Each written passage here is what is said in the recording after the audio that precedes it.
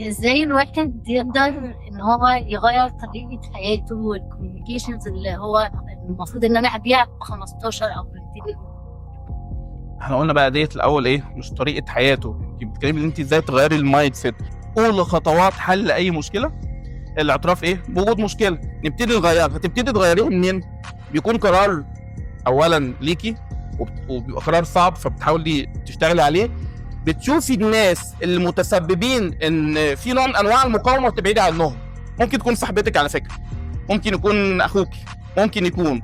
طبعا مش معنى كده هسيب صاحبتي واسيب اخويا. هقول لهم يا جماعه انتم واقفين قدامي بتدوني جزء سلبي، بتدوني جزء، حاولوا تشجعوني على قراراتي، فاهمين؟ فلازم اخاطب الناس المقربين عشان يساعدوك انك تغيري من طريقه تفكيرك اصلا.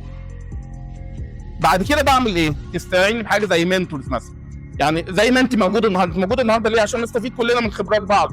تستغلي ان في مثلا محمد اسامه موجود في حياتك، تستغلي ان في، مش بتكلم عليا كاسم، بتكلم عليا كصفه. ايا كان الشخص اللي يقدر انه يحاول يديك نوع من انواع النولج، يحسن من ويطور من السكيلز بتاعتك.